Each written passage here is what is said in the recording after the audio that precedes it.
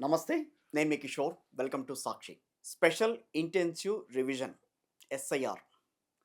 దీని గురించి చాలామంది చాలా రకాలుగా మాట్లాడుతున్నారు. అసలు ప్రస్తుతం ఉన్న పరిస్థితుల్లో ఎస్ఐఆర్ ఆవశ్యకత ఏంటి? దాన్ని రాజకీయంగా చూడాలా? లేకపోతే సామాజిక కోణంలో ప్రస్తుతం ఉన్న పరిస్థితులకు అనుగుణంగా వాటిని తీసుకెళ్తున్నారా? మరొక ప్రస్తుతం ట్రెండింగ్ సబ్జెక్ట్ అని అనుకున్నా, లేకపోతే ప్రస్తుతం దేశంలో రగులుతున్న వ్యవస్థల మీద రగులుతున్న ఒక ఆగ్రహంగా మనం దాన్ని చూడాలా? ఏ రకంగా చూసినా కూడా జెన్‌జీ ఢిల్లీలో జంతర్ మంతర్ వద్ద వాళ్ళు ఒక రకంగా సీజేపీ అనేది ఆహ్, దేశాన్ని కుదిపేసిన పరిస్థితులు మనం చూసాం. యువతలో వచ్చిన ఉత్సాహంగా చూడాలా? లేకపోతే వ్యవస్థలో ఉన్న లోపాలను ఎత్తి చూపుతున్నారనే కోణంలో మనం దాన్ని గమనించాలా? ఇది దేశంలో ఉన్న ఆ ప్రాంతానికి మాత్రమే పరిమితమవుతుందా? లేకపోతే మిగతా రాష్ట్రాల్లో గూడా ఉన్న సమస్యల మీద ఈ రకమైన ఉద్యమాలు ముందుకొచ్చే అవకాశం ఉంటుందా? సో, భవిష్యత్తులో ఏం జరగబోతోంది? ఇలా కొన్ని అంశాలను మాట్లాడేందుకు ప్రస్తుతం నాతో ఉన్నారు. ప్రముఖ ఆర్థికవేత్త, సామాజిక, రాజకీయ విశ్లేషకులు పరకాల ప్రభాకర్ గారు. ఒకసారి ఆయనతో మాట్లాడదాం. నమస్తే అండి ప్రభాకర్ గారు. నమస్తే అండి. ప్రభాకర్ గారు, ఒకప్పుడు మీ దగ్గరికొచ్చి నేను ఈవీఎంల గురించి ఆ వ్యవస్థ అసలు ఏంటి ఈవీఎం అనే విషయాల మీద మాట్లాడిచ్చాను మిమ్మల్ని. సో, జనానికి ఈవీఎంల గురించి అయితే బాగా తెలిసింది. సో, నేను మళ్ళీ మిమ్మల్ని అడగటం ఏంటంటే ఎస్ఐఆర్. మా ఓటు ఉంటోంది, మా ఓటు తీసేస్తున్నారు. దాదాపు ఇప్పటికి తెలంగాణ రాష్ట్రంలో 88,00,000 ఓట్లు తీసేశారని, ఆంధ్రప్రదేశ్ రాష్ట్రంలో తెలుగు రాష్ట్రాలకు సంబంధించి 44,00,000 ఓట్లు పోయాయని. సో, అసలిది ఒక రాజకీయాన్ని ఒక రాజకీయ పార్టీని బేస్ చేసుకొని ఈ రకం వాళ్ళని అణగదొక్కాలనే ఉద్దేశంతో దీన్ని చేస్తున్నారనే కోణంలో రకరకాలుగా మాట్లాడుతున్నారు. ప్రస్తుతం ఉన్న వ్యవస్థలో ఆవశ్యకత ఏంటనంటారు? ఇది కొంచెం లోతుగా వెళ్ళాల్సిన విషయం అండి. హ్మ్. మీరు నిదానంగా వింటానంటే చెప్తాను. ఓహ్! డెఫినెట్‌లీ. ఇది ర్యాపిడ్ ఫైర్ క్వెషన్ లాగా ఇదేంటి, అదేంటి, అదేంటి అంటే నేను అడగను. ఆ! హ్మ్. మీరు ఎక్కడన్నా సందేహం వస్తే అడగండి. దానికి కొంచెం వివరంగా చెప్తాను నేను. Right sir. కానీ కొంచెం దీనికి కాస్త ఓపికగా ఆలోచించాల్సినటువంటి అవసరం ఉంది. కొన్ని విషయాలు తెలుసుకోవాల్సినటువంటి అవసరం. హ్మ్. ఒకటి, ప్రతి సంవత్సరం హ్మ్. ఎస్ఎస్ఆర్ జరుగుతుంది. Special summary revision of voters list. Okay. అది మీకు తెలీదు, నాకు తెలీదు. అంటే మామూలుగా ఎన్యూమరేటర్స్ ఉంటారు. టీచర్స్ కావచ్చు, అంగన్వాడీ వర్కర్స్ కావచ్చు. ఎలక్షన్ కమిషన్ కింద వాళ్ళు ఇళ్లలో ఎవరైనా పోయారా, మరణించారా, ఇక్కడి నుంచి ఎవరైనా బదిలీ వెళ్ళిపోయారా, కొత్తగా ఎవరైనా వచ్చారా, కొత్తగా 18 సంవత్సరాలు నిండిన వాళ్ళు ఎవరైనా ఇంట్లో ఉన్నారా అనేది వాకప్ చేసుకుని కొన్ని తీసేసి కొన్ని ఉంచి కొంత కొత్తగా జోడించి ఇది ప్రతి సంవత్సరం ఏం చేస్తారంటే అక్టోబర్ నుంచి ఆ మరుసటి సంవత్సరం జనవరి వరకు, అక్టోబర్, నవంబర్, డిసెంబర్, జనవరి, ఒక 4 నెలలు 5 నెలల్లో ఇది ఎన్నికల కమిషన్ మామూలుగా ప్రతి సంవత్సరం జరిగేటటువంటి తీసుకునేటటువంటి చర్య. రైట్. ఎస్ఎస్ఆర్. ఎస్ఎస్ఆర్. 2024లో లోక్సభ ఎన్నికలు అయిపోయిన తర్వాత ఆ అక్టోబర్ నుంచి 2025 జనవరి వరకు ఇది జరిగింది. ప్రతి సంవత్సరం జరుగుతుంది. ఆ తర్వాత ఈ ఎస్ఎస్ఆర్ అయిపోయిన తర్వాత ఎన్నికల సంఘం ఎస్ఐఆర్ని చేస్తాము. ముందు బీహార్లో చేస్తాము, తర్వాత దేశవ్యాప్తంగా చేస్తాము అని వారు ప్రకటించారు. ఓకే. ప్రకటించినప్పుడు కొంతమంది దానికి అభ్యంతరం చెప్తూ సుప్రీంకోర్టుకి వెళ్ళారు. ఇక్కడ కొంచెం జాగ్రత్తగా వినండి. సుప్రీంకోర్టుకి వెళ్ళినప్పుడు ఎన్నికల సంఘం సుప్రీంకోర్టుకి ఒక ఎఫిడవిట్ ఇచ్చింది, ఎందుకు చేయాలి అనే దాని మీద. ఎన్నికల సంఘం సుప్రీంకోర్టుకి సుప్రీంకోర్టులో కేసు వేసి ఇది దీనికి అభ్యంతరం చెప్తూ సుప్రీంకోర్టు అడుగుతుంది కదా, ఇలా అభ్యంతరాలు వచ్చి మీరు ఏమంటారు అని. అప్పుడు ఎన్నికల సంఘం సుప్రీంకోర్టుకి ఒక ఎఫిడవిట్ ఇచ్చింది, ఈ కారణాల వల్ల మేము ఎస్ఐఆర్ తలపెట్టాము అని. ఓకే. దానికి చెప్పినటువంటి కారణాలు ఏమిటంటే, ఇప్పటి వరకు జరిగినటువంటి ఎన్నికల ఓటర్ల జాబితా సవరణ సరిగా జరగలేదు. ఓకే. దేశంలో చాలా మార్పులు వచ్చాయి. గ్రామాల నుంచి పట్టణాలకు రావడం, బదిలీలు కావడం, తర్వాత మన జనాభా స్ట్రక్చర్ కూడా మారింది. ఓకే. తర్వాత ఏదో కారణం చేత ఈ డూప్లికేట్ ఓటర్లు, అంటే ఒకే పేరు మీద 2-3 చోట్ల ఉండడం, ఇలాంటివి ఉన్నాయి. అవి అవి సరిగ్గా దాన్ని పరిష్కరించలేదు ఉమ్, ఈ ఎస్ఎస్ఆర్‌లో. ఓకే. చనిపోయిన వాళ్ళని చాలా వరకు తీయడం కూడా కుదరలేదు ఇదివరకు. ఉహు, అంచేత ఓటర్ జాబితాని మనం సమూలంగా ప్రక్షాళన చేయాల్సిన అవసరం ఉంది ఉమ్, అని ఒక అధ్యయనంలో తేలింది. ఉమ్, అందుచేత మేము ఎస్ఐఆర్ ప్రక్రియ తలపెట్టాము అన్నారు. ఉమ్, అర్థమైంది కదా ఓకే. వారు చెప్పింది. అప్పుడు అధ్యయనంలో తేలింది ఇది సరిగా లేదు ఓటర్ జాబితా అనేది అన్నారు కాబట్టి కొంతమంది అడిగారు మళ్ళీ సుప్రీంకోర్టులోని ఉమ్, ఆర్టీఐ వేశారు. ఓకే. ఎవరు చేశారు అధ్యయనం? రైట్. అధ్యయనంలో ఏం తేలింది? అధ్యయనంలో ఇచ్చినటువంటి సిఫార్సులు ఏమిటి? ఉమ్, అధ్యయనం ప్రతి ఎక్కడ? ఉమ్, ఆ కాపీ ఇవ్వండి. రైట్. కిషోర్ గారు, ఉమ్, ఇప్పుడు మనం మాట్లాడుకుంటున్నాం కదా, ఇప్పటి వరకు కూడా ఎన్నికల సంఘం ఎవరు అధ్యయనం చేశారు, ఉమ్, వాళ్ళు ఏం చెప్పారు, ఆ ప్రతి ఎక్కడ అనేది మాట్లాడేదండి. ఉహు. ఇప్పటివరకు బయటికి రాలా అది. లేదు.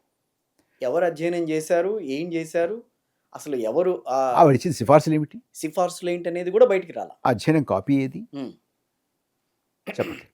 ఓకే. అంటే ఇన్నాళ్ళుగా చెప్పట్లేదు అని అంటే జరగలేదని అనుకోవాలి ఒకటి. లేదంటే ఇదిగో అధ్యయనం అని మా మొమ్మ ఇవ్వాలి. లేదు. రెండోది, అధ్యయనం ఇవ్వనప్పుడు మళ్ళీ ఇంకో ఆర్టీఐ వేశారు. ఉమ్, ఏమని వేశారు?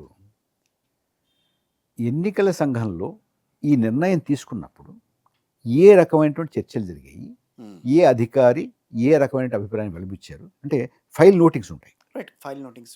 ఆర్టీఐ కింద ఒక ప్రభుత్వ నిర్ణయం యొక్క వెనకాల ఉన్నటువంటి నేపథ్యం, ఆ ఫైల్ నోటింగ్స్ ఇవ్వాలి. అవును, ఇవ్వాలి. ఆర్టీఐ వేస్తే ఎన్నికల సంఘం యొక్క ప్రిన్సిపల్ సెక్రటరీ ఉమ్, ఒక ఐఏఎస్ ఆఫీసర్ ఉహు, మిస్టర్ కోమ్, మీరు చెక్ చేసుకోవచ్చు. ఓకే. ఉమ్, ఆయన లిఖితపూర్వకంగా ఇచ్చినటువంటి జవాబు ఏంటంటే, ఈ ఎస్ఐఆర్ నిర్వహించాలి అని తీసుకున్న నిర్ణయానికి వెనక ఉన్నటువంటి సంప్రదింపులు కానీ, చర్చలు కానీ, కమిషన్లో ఉత్తర ప్రత్యుత్తరాలు కానీ మా దగ్గర లేవు. These two are on record. అందుకే చెప్తున్నా, మీరు చాలామందికి తెలియదు ఇది. Um, it's on record, you can check it. ఉహు, ఉమ్, రెండు. సో ఎవరు అధ్యయనం చేశారో చెప్పరు, ఎందుకు చేశారో చెప్పండి. ఎందుకు చేశారో చెప్పరు, అసలు దానికి సంబంధించిన వివరాలు ఏంటో బయటికి రావు. చెప్పరు. దాంట్లో ఇచ్చిన సిఫార్సులు ఏంటో సిఫార్సులు తెలియదు. ఏంటో రావు. ఆ ప్రతి లేదు. ఆ పేపర్లు కూడా బయటికి రావు. ఎలా తీసుకున్నారు నిర్ణయం అనేది కూడా చెప్పరు. ఎస్ఐఆర్ చేస్తామని అన్నారు. Yes. ఓకే. ఉమ్, ఎస్ఐఆర్ ఇంకో మాట చెప్పారు ఎన్నికల సంఘం. ఉమ్, ఇది కొత్త కాదు, మేము 2002లో కూడా చేసాము, ఇప్పుడు ఎందుకు అనవసరంగా మీరు అభ్యంతరపడతారు అన్నారు. ఓకే. 2002లో జరిగినటువంటి, మీరు రికార్డ్ చెక్ చేసుకోవచ్చు, నేను చెప్తున్నాను. ఉమ్, 2002లో జరిగినటువంటి సవరణ 2002. 2002, ఓకే. ఉమ్, దాని పేరు ఏమిటంటే special revision SR. Of an intensive nature, not Okay. Special intensive revision. Not special difference. Intensive revision. Okay. Um, ఒకటి. దెన్ ఇప్పుడు నువ్వేమో చిన్నవాడవి ఉండొచ్చు, నేను 2002లో నేను ఓటర్ని. ఉమ్, ఈ కార్యక్రమాన్ని, ఈ చర్చని చూసేటటువంటి చాలామంది మీ వీక్షకుల్లో ఉమ్, 2002లో ఓటర్లుగా ఉన్నవాళ్ళు ఉంటారు. ఉన్నారు.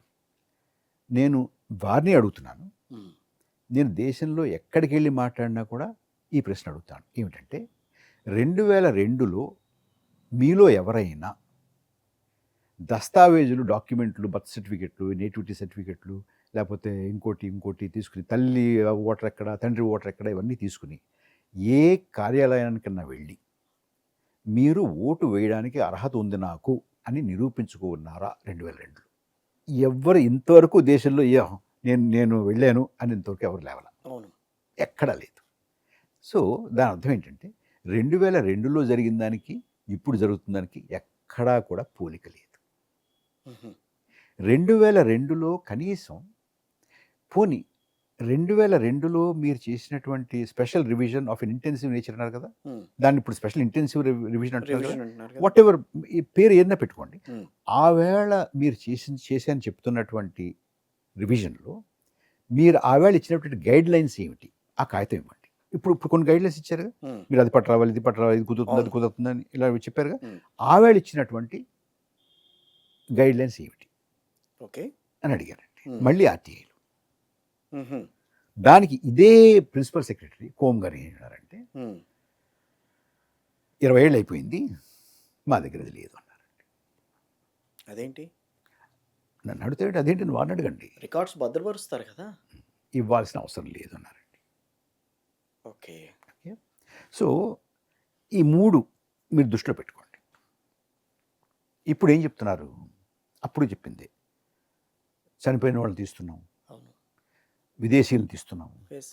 బదిలీ అయిన వాళ్ళని తీస్తున్నాం. యెస్. మీరు కూడా చాలామంది అనుకుంటారు, అయ్యో! తీయాలి కదా! తీయాలి. 3 ఓట్లున్న వాళ్ళని తీస్తున్నాం. తీస్తున్నాం. 2 చోట్ల ఓట్లున్న వాళ్ళని తీసేస్తున్నాం. హ్మ్. ఆధార్‌కి అనుసంధానిస్తున్నాం. ఓకే. హ్మ్. నేను ఒకటే చెప్తాను హ్మ్. కిషోర్ గారు. మీరు నన్ను ఏమనుకుంటారు? ఎస్ఐఆర్‌ని వ్యతిరేకిస్తున్నా అనుకుంటారు కదా! హ్మ్. చాలామంది అనుకుంటారు కదా! అవును. కానీ ఒక విషయం చెప్పాలి ఇక్కడ. చనిపోయిన వాళ్ళని తీయడానికి, హ్మ్. బదిలీ అయిపోయినటువంటి వాళ్ళని తీయడానికి, ఇక్కడ లేనటువంటి వాళ్ళని తీయడానికి, హ్మ్. డూప్లికేట్ తీయడానికి, యెస్. విదేశీయులను తీయడానికి నాకు ఏమీ అభ్యంతరం లేదు. హ్మ్. సుతరాము లేదు. అవే చేస్తున్నారు ఈ రోజున. అది చేస్తున్నారా లేదా అనేది ప్రశ్న. ఓకే.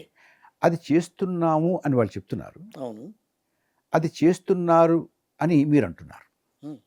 ఏ ఏ ఆధారంగా అంటున్నారు? దేని ప్రాతిపదికగా అంటున్నారు? వాళ్ళు చెప్తున్నారు కాబట్టి అంటున్నారు. అంతే. మీరు చూసారా? లేదు. లేదు. నేను చూసాను కాబట్టి చెప్తాను మీకు. చెప్పండి. మొట్టమొదట హ్మ్. ఈ ప్రక్రియ బీహార్‌లో చేశారు. యెస్. ఆ తర్వాత బెంగాల్, హ్మ్. తమిళనాడు, హ్మ్. అస్సాం, కేరళ, పాండిచ్చేరి, లక్షద్వీప్, మధ్యప్రదేశ్, హ్మ్. రాజస్థాన్, గుజరాత్. ఆల్మోస్ట్ దీంట్లో అన్నీ గూడా బీజేపీ పాలిత రాష్ట్రాలు ఇప్పుడు ఆంధ్రప్రదేశ్, తెలంగాణ, కర్ణాటక ఇవి జరుగుతున్నాయి. వస్తున్నాయి. హ్మ్. బీహార్ మొట్టమొదటి చేశారు. హ్మ్. దాని గురించి కాస్త మాట్లాడుకుందాం. ఓకే.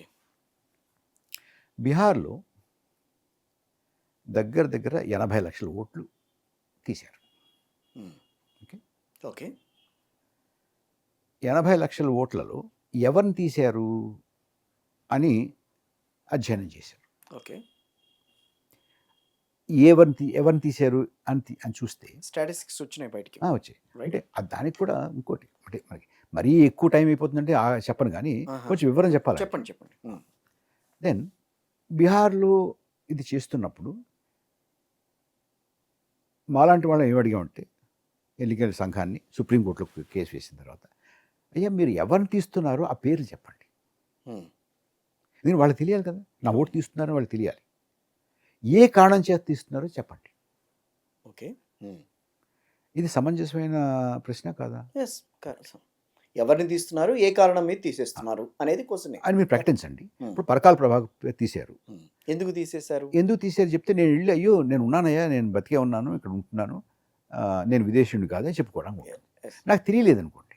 తి ఇంక అడగడానికి ఏముండదు లేదు. ఇంకక్కడ. ఓకే. అప్పుడు ఎన్నికల సంఘం మేము చెప్పాల్సిన అవసరం లేదన్నారండి.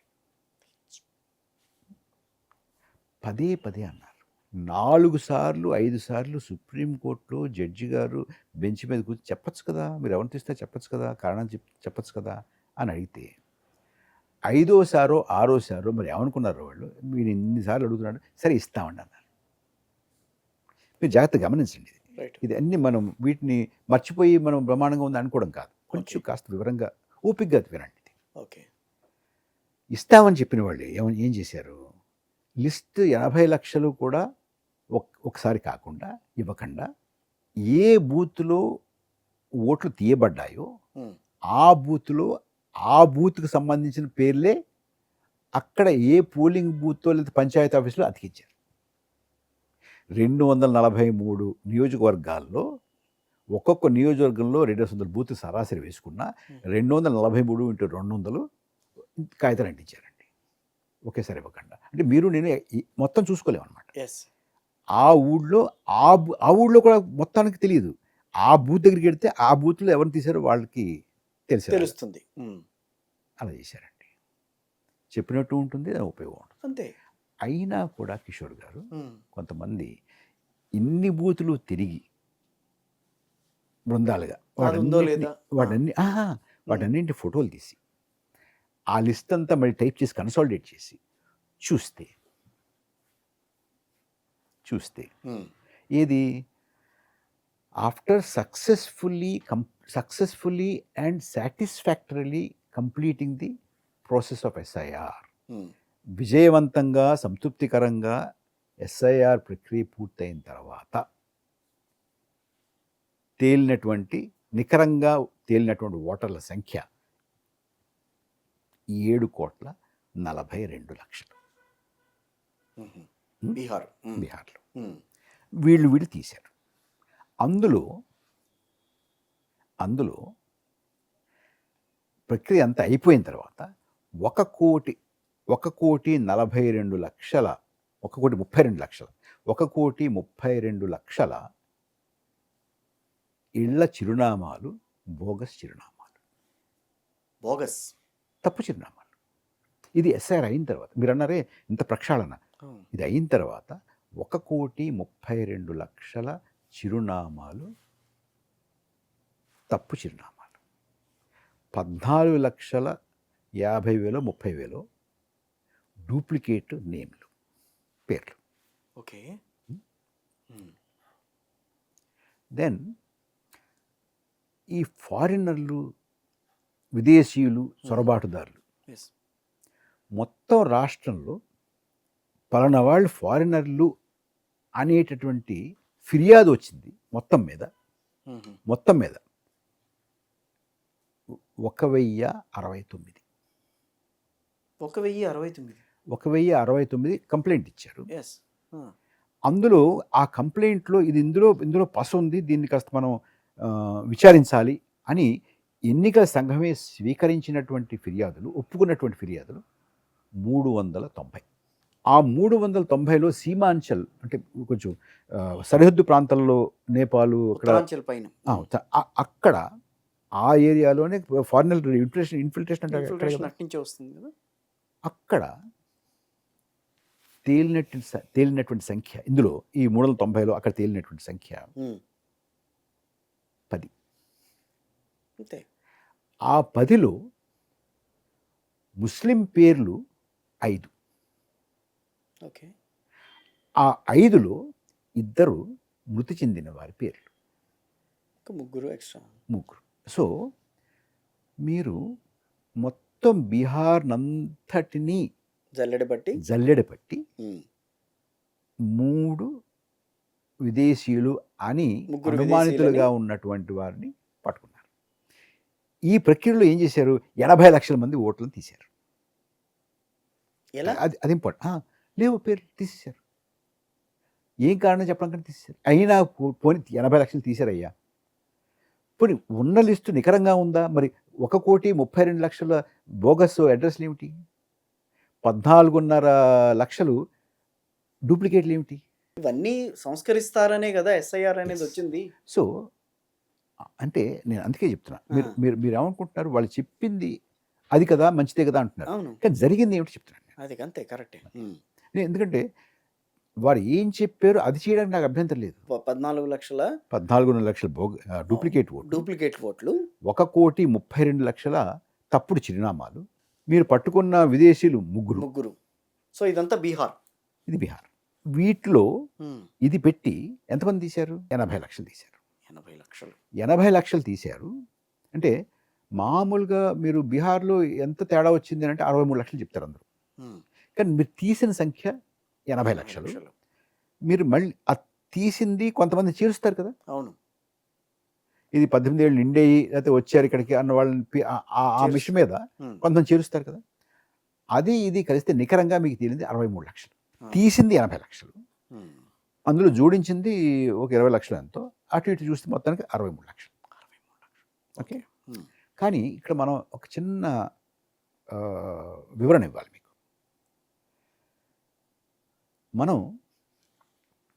మన జనాభా పెరుగుతోందా? తరుగుతోందా? పెరుగుతోంది. పెరుగుతోంది కదా! పెరుగుతూ ఉంటే ఓటర్ల సంఖ్య పెరగాలా? తరగాలా? పెరుగుతుంది. పెరగాలి కదా! హ్మ్. మరి ఎందుకు పెరిగింది?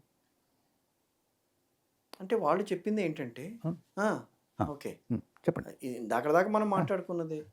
డబుల్ ఓటర్లున్నారు. అవును. అవును. ఇవన్నీ డబుల్ ఉన్నాయి. ఓటర్లు ఉన్నారండి. ఆ! ఉన్నారే అనుకుందాం. ఉన్నారు. ఉంటే తీయండి. తీసుకో. కానీ నికరంగా ఒక రాష్ట్రంలో జనాభా ఎంతుందో అంటే ఇప్పుడు మనకి మనకి ఉన్నటువంటి ఓటు హక్కు కావాలంటే నీకు ఉండాల్సిన అర్హతలేమిటి? కులమా? మతమా? భాష? కాదు. ప్రాంతమా? హుహు. పన్ను కట్టడమా? హుహు. గ్రాడ్యుయేషనా? హ్మ్. ఏమిటి? 18 ఏళ్ళు నిండాలి. యెస్. అక్కడ 18 ఏళ్ళు నిండినటువంటి ప్రతివాడు ఓటు హక్కుకి అర్హుడు. అంతే. అంతేనా? అంతే. సో 18 ఏళ్ళు నిండినటువంటి వారి సంఖ్య బీహార్‌లో ఎంత? మీరు ఫ్యామిలీ సర్వేస్ కానీ, లేకపోతే స్టేట్ గవర్నమెంట్ సర్వేస్ కానీ, హెల్త్ సర్వేస్ కానీ ఎక్కడైనా కూడా ఏ జిల్లా ఇప్పటికీ గవర్నమెంట్ ఆఫ్ ఇండియా వెబ్‌సైట్‌లోనూ, స్టేట్ గవర్నమెంట్ వెబ్‌సైట్‌లోనూ what is the adult population కొట్టండి వచ్చేస్తుంది మీకు. హ్మ్. బీహార్‌లో అడల్ట్ పాపులేషన్ ఈజ్ 8,22,00,000. హుహు. 8,22,00,000 అడల్ట్ పాపులేషన్ ఉన్నటువంటి రాష్ట్రంలో ఓటర్ల సంఖ్య 7,42,00,000 ఎందుకుంది? అందులో డూప్లికేట్ ఏముంటుంది? ఉండదింకా. ఓకే. డూప్లికేట్ ఉండదు. ఉండదు. ఏ, హ్మ్. అందులో మృతి చెందిన వాళ్ళు ఉండరు. వెళ్ళిపోయిన వాళ్ళు ఉండరు. మొత్తం మీద అంటే ఈ ఊరు నుంచి వెళ్ళొచ్చు. యెస్. అంతే. ఏదో కానీ రాష్ట్రంలోనే ఉంటారు కదా! మొత్తం ఆ. అంతా గూడా.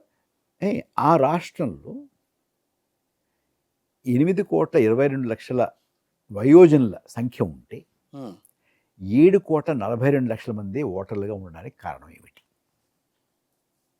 ఇప్పుడు నా రాష్ట్రంలో 100 వయోజనులు ఉన్నారనుకుందాం. హ్మ్. ఓటర్లు ఎంతమంది ఉండాలి? 100 ఉండాలి. 100 ఉండాలి అక్కడ. 99 ఉన్నాయనుకోండి. ఓకే. ఎక్కడో క్లరికల్ ఎర్రర్ అయిందంట. 101 ఉందనుకోండి. సరే పర్వాలేదు. ఒకళ్ళిద్దరు కలిసారులే అని అనుకుంటాం. హ్మ్. 130 ఉంటే ఒప్పుకోం. యెస్. అవును. 70 ఉన్నా ఒప్పుకోం కదా! అవును. తగ్గింది కదా! అంచేత 8,22,00,000 ఓటర్లు వయోజనులు వయోజనులు ఉంటే ఉంటే హ్మ్.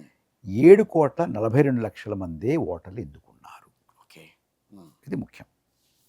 దీని మీద ఆధారంగా మీరు ప్రతి రాష్ట్రంలోనూ జరిగినటువంటి ప్రక్రియని మీరు ఒక అంచనాకు రావచ్చు. ఏం జరుగుతుందో. హ్మ్. ఇది మనసులో పెట్టుకోండి. ఓకే. అక్కడి నుంచి ఆ తర్వాత పశ్చిమ బెంగాల్. అస్సాము, హ్మ్. బెంగాలు, బెంగాల్. తమిళనాడు, పుదుచ్చేరి, లక్షద్వీప్, హ్మ్. గుజరాత్, రాజస్థాన్ అవన్నీ ఇక్కడ చేశారు. హ్మ్. మీకు స్థూలంగా ఈ పాయింట్లు గింట్లో చెప్పకుండా స్థూలంగా ఎంతెంత తొలగింపు అయింది చెప్తాను. ఓకే. అస్సాం. అస్సాం చివరొస్తాం. Right. Okay. Bengal hmm. 93,00,000. Okay. Tamil Nadu 97,00,000. హుహు. కేరళ 24,00,000. గుజరాత్ 77,00,000. మధ్యప్రదేశ్ 44,00,000. రాజస్థాన్ 47,00,000. ఉత్తరప్రదేశ్ హ్మ్. 2,83,00,000. హ్మ్. నాకు మీరు చెప్పాల్సింది ఏంటంటే ఉత్తరప్రదేశ్లో 2,83,00,000 ఓటర్లు జనాభా తగ్గిందని చెప్పండి. అంతే. హ్మ్. బెంగాల్లో 93,00,000 జనాభా తగ్గిందని చెప్పండి. హ్మ్. తమిళనాడులో 97,00,000 జనాభా తగ్గిందని చెప్పండి. నేను ఒప్పుకుంటాను. వయోజనులతో నేను మొత్తం పాపులేషన్ కాదు. ఓకే. వయోజనుల సంఖ్య జనాభా తగ్గిందని చెప్పాలి. హ్మ్. లేదయ్యా వయోజనుల సంఖ్య తగ్గిపోయింది. హ్మ్. అంచేత ఓటర్ల సంఖ్య కూడా తగ్గిందని చెప్పండి నాకు. కుదరదు. చెప్పగలరా? లేదు. అట్లా కుదరదు. హ్మ్. మీకు బెంగాల్ గురించి మొత్తం దేశం అంతా మాట్లాడారు. అవును. తమిళనాడు గురించి కొంత మాట్లాడారు. కేరళ గురించి కూడా కొంత మాట్లాడారు. ఎందుకు మాట్లాడారు? ఎన్నికలు జరుగుతున్నాయి కాబట్టి మాట్లాడారు. ఎస్. గుజరాత్ గురించి ఎవరు మాట్లాడలేదు, మాట్లాడలా. ఎందుకంటే అక్కడ ఎన్నికలు లేవు, ఉమ్. ఇప్పుడు లేవు, రాజస్థాన్ గురించి కూడా మాట్లాడలేదు. మాట్లాడలేదు. మధ్యప్రదేశ్ గురించి కూడా మాట్లాడలేదు. ఉత్తరప్రదేశ్ గురించి మాట్లాడారు. అవును. మాట్లాడలేదు. ఉత్తరప్రదేశ్ కూడా లేదు. ఎందుకు మాట్లాడలేదు? అందుకే మీరు అన్నది 2 కోట్లు అని అంటే నాకు 2 కోట్లు ఎక్కడ 2,83,00,000 కిషోర్ గారు. ఉత్తరప్రదేశ్ ఎక్కడ తగలేదా అనిపిస్తుంది. ఎందుకంటే ఎన్నికలు లేవు కాబట్టి మీరు మాట్లాడరు, రాజకీయ పార్టీలు మాట్లాడవు. అంటే ఇక్కడ నా పాయింట్ ఏంటంటే, ఎన్నికలు లేకపోతే ఒక అర్హుడైనటువంటి ఓటు తొలగిపోతే మాట్లాడరా? ఎన్నికలు ఉంటేనే మాట్లాడతారా? ఒకటి. రెండోది, ఇప్పుడు అస్సాంలోను, బెంగాల్లోను, తమిళనాడులోను, కేరళలోను ఎన్నికలు అయిపోయాయి. మరి తొలగించబడినటువంటి వాళ్ళ గతి ఏమిటి? ఇప్పుడు మాట్లాడుతున్నారా? లేదు. రాజకీయ పార్టీలు మాట్లాడుతున్నాయా? లేదు. మీ మీడియా మాట్లాడుతున్నారా? లేదు. వదిలేస్తారా? అంతే కదా మరి. అంటే వాళ్ళు ఇంకా, అంటే నాకు కూడా ఒక సంశయం ఇక్కడ, ఇంకా వాళ్ళు ఎప్పటికీ వాళ్ళు ఓటు వేయలేరా? ఓటు ఎప్పటికీ వేస్తారో వేయరో, బతుకుంటారో పక్కన పెడదాం కాసేపు. వారి గురించి మాట్లాడాల్సిన బాధ్యత మీకు నాకు ఉందా లేదా? ఉంది కదా. 44 లక్షలు, 80 లక్షలు, 90 లక్షలు, 2,83,00,000 లక్షలు, వీళ్ళంతా ఎక్కడికి వెళ్ళారు మరి ఇప్పుడు? ఇది ఒకటి అలా పెట్టండి. రైట్. తర్వాత ఎవరు వీళ్ళు? ఈ తొలగింపబడిన పేర్లు ఏమిటి? ఎవరు వీళ్ళు? వాళ్ళు చెప్తున్నారు కదా, వాళ్ళు చనిపోయిన వాళ్ళన్నా ఉండాలి, లేకపోతే వాళ్ళకి డబల్ ఓటు ఉన్నాయి ఉండాలి, లేకపోతే ఇలాంటి కొన్ని కారణాలు చెప్పారు కదా. ఇప్పుడు నేను చెప్పింది అదే కదా, దానికి సరిపోవట్లేదు కదా. ఇప్పుడు అది నేను అంటుంది. ఇప్పుడు అది అయితే మీకు బీహార్లో ఎంతమంది ఓటర్లు ఉండాలి? 8,22,00,000 ఉండాలి. అవును. మరి 7,42,00,000 ఎందుకు ఉన్నాయి?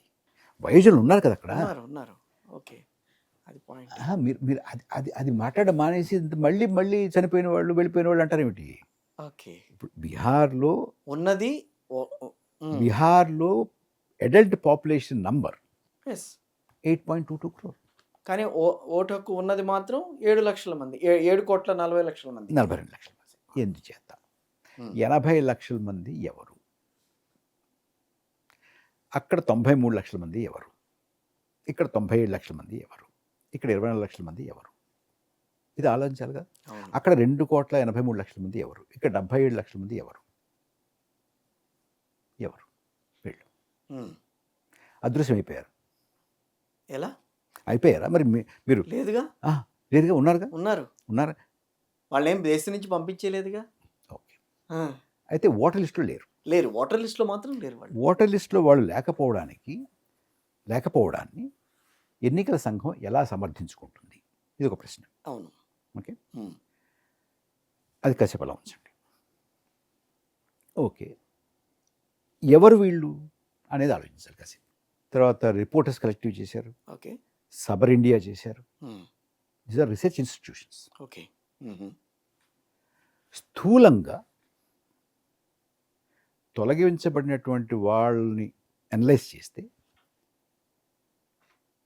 4-5 కేటగిరీస్. 1 ముస్లింలు, 2 క్రైస్తవులు, 3 దళితులు, 4 ఆదివాసీలు, 5 రోజువారీ కూలీనాలి చేసుకునేటటువంటి వాడు, చదువు సంధ్య లేనటువంటి వారు. ఈ 5 కేటగిరీస్లో కూడా అన్నిట్లోనూ కూడా ఎక్కువగా మహిళలు. ఓకే. ఇది తేలినటువంటిది. వీళ్ళంతా తొలగించబడ్డారు. మీరు కావాలంటే మీరు రిపోర్ట్స్ చూస్తే బెంగాల్లో కానీ, తమిళనాడులో హిందూ చేసినటువంటి వాళ్ళు బూత్కి వాళ్ళు కాన్సన్ట్రేట్ చేసింది ఏంటి? Dead people. Okay. Dead people అని క్లెయిమ్ చేసినటువంటి ఎలక్షన్ కమిషన్ అది చూస్తే, ఇప్పుడు మనకి డెమోగ్రఫిక్ ట్రెండ్ ఉంటుందండి. ఒక సొసైటీలో ఏ వయసు వాళ్ళు పోతున్నారు అనేది ఒక ట్రెండ్ ఉంటుంది కదా. అంటే అంతకన్నా చిన్నవాళ్ళు అక్కడక్కడ పోవచ్చు, అంతకన్నా పెద్దవాళ్ళు ఇంకా బతుకుండొచ్చు. అది బట్ ఒక ట్రెండ్ ఉంటుంది. ఇప్పుడు ఇన్సూరెన్స్ కంపెనీలు వాళ్ళంతా ఒక ట్రెండ్ దాన్ని బట్టి కదా పెడతారు. బూత్ వైజ్ హిందూ చేసినటువంటి పబ్లిష్ కూడా అయింది అది.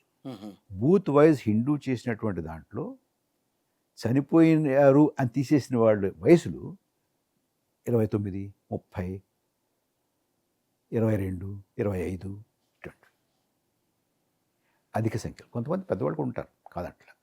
అంటే నేను ఈ మొత్తం నేను చెప్తున్న దాంట్లో చనిపోయిన వాళ్ళు, అక్కడి నుంచి బదిలీ అయినటువంటి వాళ్ళు, లేని వాళ్ళు, డూప్లికేట్లు లేరంటలా. అవి తీయగా ఒకవేళ తీస్తే మీరు అది అది అది బీహార్లో జరగలేదు. బీహార్లో అట్లా లేదు. మిగతా చోట్ల జరగలేదు. అది కూడా చెప్తాను మీకు. రైట్. అది అది అది కాకుండా అదనంగా కూడా బతికున్న వాళ్ళని, అక్కడే ఉన్నవాళ్ళని, డూప్లికేట్ కానటువంటి వాళ్ళని, విదేశీయులు కానటువంటి వాళ్ళని కూడా తీశారు. అందులో ఎవరు అని అంటే చెప్పిన ఈ కేటగిరీ, చెప్పిన 5 కేటగిరీలు అలా ఎలా కుదురుతుందండి ఆయన? చేశారండి. మీరు చూడండి. ముస్లిమ్స్, క్రిస్టియన్స్, దళితులు, గిరిజనులు అండ్ మహిళలు. గిరిజనులు కూలీ నాలి చేసుకుని చదువు సంచాలైనటువంటి వాళ్ళు, వీళ్ళలో ఎక్కువగా మహిళలు. వీళ్ళలో అంటే మనకి ఇన్నాళ్ళు మనకి తెలిసినటువంటి ప్రజాస్వామ్యం ఏమిటంటే ఓటర్లు ప్రభుత్వంలో ఎవరు ఉండాలి అని నిర్ణయించడం. ఎస్ఐఆర్ దాన్ని తలకిందులు చేసి ప్రభుత్వంలో ఉన్నటువంటి వారు ఓటర్లో ఎవరు ఉండాలి అని నిర్ణయించడం. Second logic correct. అంతే కదా అది. ఇప్పుడు ఆ స్టేజ్కి మన ప్రజాస్వామ్యాన్ని తీసుకొచ్చారు. అంటే ప్రభుత్వం నిర్దేశిస్తుంది వీళ్ళు ఓటర్లు అని. వీళ్ళే ఓటర్లు అని కాదు, వీళ్ళే ఓటర్లు. వీళ్ళు ఇది కాని వాళ్ళు ఓటర్లు కాదు అని ఏదో కారణం చెప్పి తీసాం కదా. మనం దాన్ని ఎలా మార్కెట్ చేసాము? ఇది కేవలం చనిపోయిన వాళ్ళు, డూప్లికేటు, లేకపోతే ఇక్కడ లేనటువంటి వాళ్ళు, బదిలీ అయిపోయినటువంటి వాళ్ళు మాత్రమే తీసేవాళ్ళు. మీరు 100 తీస్తే అందులో ఈ చెప్పిన కేటగిరీలో 10 ఉండొచ్చు, కానీ 90 వాళ్ళ పేరు మీద ఇంకో 90 తీస్తున్నారు మీరు. ఎందుకు? వాళ్ళకి అవసరం ఏంటంటే ప్రభుత్వానికి ఆ ఇంట్లో దొంగ పడితే వాడికి ఏం అవసరం అడిగితే నేను చెప్తాను. మీరు ఎలా అడుగుతున్నారంటే, అంతే కరెక్ట్ మీరు అన్నది. కిషోర్ గారు మా ఇంట్లో దొంగతనం జరిగింది అని అంటే, దొంగతనం జరిగిందని అంటున్నావు కానీ వాడికి ఏం అవసరం మీ ఇంట్లో దొంగతనం చేయడం అంటే నేనే చెప్తాను దానికి. అది చర్చనీయాంశం కాదు. కరెక్ట్, క్షమించాలి. సో ఇది జరిగింది. ఇది జరగలేదు అని ఎవరన్నా ఇది కాదు. బీహార్లో అడల్ట్ పాపులేషన్ కేవలం 7,42,00,000 అని చెప్పమనండి. లేదు, ఉత్తరప్రదేశ్లో అడల్ట్ పాపులేషన్ కేవలం 12.5 కోట్లు అని చెప్పమనండి. 16 కోట్లు అక్కడ అడల్ట్ పాపులేషన్ 16 కోట్లు, not entire population. Adult population 16 కోట్లు. అక్కడ మీరు ఎస్ఐఆర్ చేసిన తర్వాత 12.5 కోట్లు పెట్టారు కదా ఓటర్ల సంఖ్య. దగ్గర 3.5 లక్షలు 3 కోట్ల పైగా తీసేశారు. బెంగాల్లో ఏం జరిగిందో ఒకసారి నేను చెప్తాను. దాన్ని బట్టి మీరు ఒకసారి ఆలోచించుకోండి ఏం జరిగింది బెంగాల్లో ఏం జరిగిందంటే, కిషోర్ గారు ముందు మ్యాపింగ్ చేస్తారు కదా. మ్యాపింగ్ చేసినప్పుడు బెంగాల్లో ఇంచుమించుగా 99% మ్యాపింగ్ అయింది. ఇప్పుడు మనకి తెలంగాణలో మ్యాపింగ్లో 88 లక్షలు మ్యాపింగ్ జరగలేదన్నారు. వాళ్ళు ఫారాలు ఇవ్వకు, డాక్యుమెంట్ లేకుంటున్నారు. ఆంధ్రప్రదేశ్లో 44 లక్షలు అంటున్నారు. అక్కడ అది కూడా లేదు టు స్టార్ట్ విత్. మీరు కొంచెం గమనించాలి. ఇక్కడ ఎలక్షన్ కమిషన్ స్టేట్ సిఓ చేస్తారు అది ఆధ్వర్యంలో. ఎప్పుడైతే 100% నియర్లీ 100% మ్యాపింగ్ అయిందో వెంటనే ఎలక్షన్ కమిషన్ వెళ్ళి ఢిల్లీ నుంచి కలెక్ట్ చేసుకుని లేదు మేము చేస్తామన్నారు. ఇది మీరు గమనించాలి. చాలామంది మిస్ అయితే కాదు, చేస్తామని చెప్పి ఎప్పుడూ లేని విధంగా ఇంతవరకు ఎక్కడా అమలు చేయని విధంగా బీహార్లో అమలు చేయలేదు, మిగతా రాష్ట్రాల్లో కూడా అమలు చేయలేదు. లాజికల్ డిస్క్రిపెన్సీ అని ఒక కొత్త కేటగిరీ బెంగాల్లో అమలు చేశారు. ఓకే. తార్కిక వైవిధ్యం, తార్కిక తారతమ్యం, logical discrepancy. Okay. Logical discrepancy ఎలా వచ్చిందంటే, వాళ్ళు ఇచ్చిన డెఫినేషన్, మీరు 2002 ఎన్నికల ఓటర్ల జాబితాలో, లేకపోతే మీ బర్త్ సర్టిఫికెట్, మిగతా డాక్యుమెంట్స్లో మీ పేరు, నా పేరు ఉందనుకోండి, నా పేరు పరకాల ప్రభాకర్, సన్ ఆఫ్ శేషావతారం. శేషావతారం అనేది SESHAVATARA, SHESHAVATAR 2-3 రకాలుగా రాస్తారు. కొంతమంది ఇప్పుడు బీలోలు వచ్చి మీరు పేరు రాసుకుంటారండి. మీ పేరు KSHOR రాస్తాడా, KSHORE అని రాస్తాడా తెలియదు, రాసుకుంటాడు. ఒకవేళ ఇది తేడా ఉందనుకోండి, పక్కన పెట్టారు. ఓకే. పక్కన పెడితే పక్కన పెట్టిన వాళ్ళందరినీ తిరస్కరించినట్ట కాదు, కానీ ఎవరిని తిరస్కరించాలి, ఎవరిని తిరస్కరించకూడదు అనే విచక్షణ అప్పుడు వస్తుంది. ఆ డిస్క్రిప్షన్ అనేది అక్కడ ఉంటుంది. ముందు తొలగించి పెడతారు, కిషోర్ మనవాడే ఉంచు అంటే ఉంచుతారు. ఓకే. పరకాల మనవాడు కాదు అంటే తీస్తారనుకోండి. ఓకే. అర్థమైంది. ఓకే. హ్మ్. నా బెంగాల్లో మీకేమో బెంగాలీ భాషలో ఆ లిపిలో రాసింది బెనర్జీ అని ఉందనుకోండి. హ్మ్. ఇంగ్లీష్‌లోకి వచ్చేటప్పటికి వాళ్ళు ఇంగ్లీష్ సాఫ్ట్‌వేర్ తోటి దాన్ని ఇంగ్లీష్‌లోకి తీసుకొని లాజికల్ డిస్క్రిపెన్సీ వర్కౌట్ చేశారు. కొంతమంది BANARJA రాస్తారు. బెనర్జీ. BENERG అని కొంతమంది రాస్తారు. సలీం SALIM ఒకళ్ళు రాస్తారు. SALEM ఒకళ్ళు SELEM రాస్తారు. అని ఒకళ్ళు రాస్తారు. పక్కన పెట్టిన తర్వాత ఎవరిని ఒప్పుకోవాలి, ఎవరిని ఒప్పుకోకూడదు అనేది నా చేతిలో ఉంటుంది. నీ చేతిలో ఉండదు. మీరేమనుకుంటారు? నేను పత్రాలని సమర్పించామనుకుంటారు. అవును. అంటే SALIM అనేది కరెక్టా? SALEM అనేది కరెక్టా? ఒకలా రాస్తారు, ఒకలా రాస్తారండి. కరెక్టే ఉంటుంది అందులోను. అవును. ఇప్పుడు ప్రశాంత్ కిషోర్ ఉన్నాడండి. ఆ! ఆయన KSHOR అని రాస్తాడు. అవును. మీరు KSHORE రాస్తారు ప్రాబ్లీ. హ్మ్. మరి ఏం చేస్తాం దానికి? మీరు పెట్టుకున్నారు పేరు అలాగా, మీ తండ్రి పెట్టారు అలాగా. అప్పుడు మీ స్కూల్లో జాయిన్ చేసినప్పుడు వాటర్‌లోనో ఇంకోటో ఒకలాగుంది. ఈ BLలో ఒకటి రాసుకున్నాడు. యెస్. దీనికి దానికి కాస్త తారతమ్యం ఉంది. తారతమ్యం ఉంటే తారతమ్యం ఉన్నవన్నీ తెలియదు మళ్ళీను. తీసి పక్కన పెట్టి కొన్ని ఒప్పుకున్నారు, కొన్ని ఒప్పుకోలేదు. కొన్ని ఒప్పుకోవడం, కొన్ని ఒప్పుకోకపోవడంలో ఉంది మతలబంద. అంతే. అదే అర్థమవుతుంది. ఈ 93,00,000 తీయగానే ముందు మీకు 1,03,00,000 1,03,00,000 తీశారండి. అది నెమ్మదిగా తీసుకొచ్చి 93 అయిందండి. హ్మ్. కొంతమంది పత్రాలు సమర్పించారు. ఓకే. ఆ తర్వాత కూడా ఇంకా కొంతమంది పత్రాలు సమర్పించారండి. చివరికి మిగిలిపోయింది 28,00,000 అండి. ఇది కొంచెం జాగ్రత్తగా వినండి మీరు. ఓకే. 28,00,000 మిగిలిపోయి వాళ్ళ పేర్లు జాబితాలో లేకుండా మేము ఎన్నికల ఓటర్ల జాబితాని మేము ఫ్రీజ్ చేసామని చెప్పి ఎన్నికల్ని ప్రకటించారండి. 28,00,000 మందిని పరిష్కరించకుండా వీళ్ళది. ఓకే. ప్రకటించిన తర్వాత ఎన్నికలు ప్రకటించిన తర్వాత వీళ్ళందరూ గగ్గోలు పెట్టారు, పార్టీలు గగ్గోలు పెట్టారు. మాలాంటి వాళ్ళు కూడా అదేంటి మీరు అది తేల్చకుండా ఎలా ఎన్నికలు పెడతారు, ఆపండి, లేదంటే వీళ్ళకి ఛాన్స్ ఇవ్వండి. Yes. Supreme court article 142 of the constitution కింద ఒక ఎక్స్ట్రాడినరీ డెసిషన్ తీసుకోవచ్చండి. హుహు.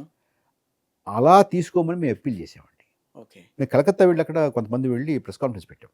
మరి మేము పెట్టినందువల్ల లేకపోతే సుప్రీంకోర్టుకి ఆలోచన వచ్చిందో మొత్తానికి 142 కింద ట్రిబ్యునల్స్ కాన్స్టిట్యూట్ చేయండి. హ్మ్.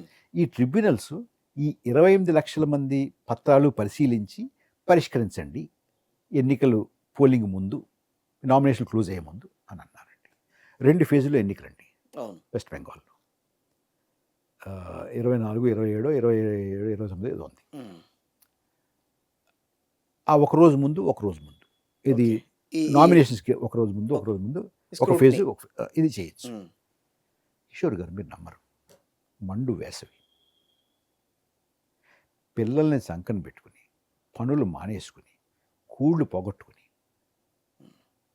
ఆ ఎండలో జిరాక్సులు చేయించుకుని డబ్బులు ఖర్చు పెట్టుకుని ఎక్కడి నుంచో ఆటోల మీద షేర్డ్ ఆటోల మీద వచ్చి పాపం ఈ ట్రిబ్యునల్స్ బయట 28,00,000 మంది 14 ట్రిబ్యునల్స్ హ్మ్. పడిగాపులు కాశారండి.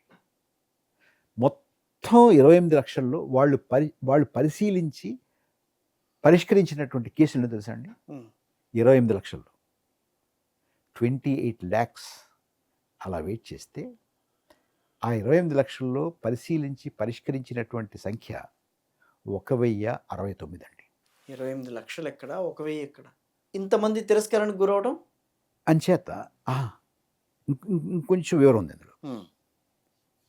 వీళ్ళంతా ఏమండి మాది కనీసం పత్రాలు పరిశీలించి కూడా మీరు మమ్మల్ని తిరస్కరించలేదు. అంటే మేము అనర్హులు అని ప్రకటించకుండా హ్మ్. మా ఓట్లు లేవు అక్కడ.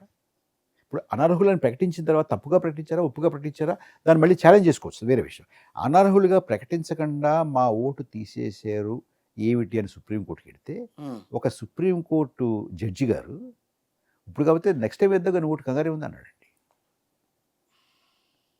అన్నారు, మీరు రికార్డుని చూడండి. హ్మ్. సో నేను అడిగేది ఏంటంటే, మీరు చనిపోయిన వాళ్ళని తీసాము, చొరబాటుదారుని తీసాము, డూప్లికేట్లు తీసాము, వగేరా వగేరా అంటున్నారు కదా, మరి వీళ్ళెవరు? రైట్. 28,00,000 మంది ఎవరు? ఎక్కడి నుంచి? హ్మ్. వారిని మీరు పరిశీలించకుండా, వారు అనర్హులుగా ప్రకటించకుండా, హ్మ్. వారు ఓటు వేయకుండా చేసేటటువంటి అధికారం మీకు ఎక్కడుంది? ఎవరికుంది? ఎక్కడుంది? హ్మ్. 28,00,000 మంది అనర్హులుగా ప్రకటించబడకుండా వారు ఓటు వేయకుండా జరిపినటువంటి ఎన్నికకి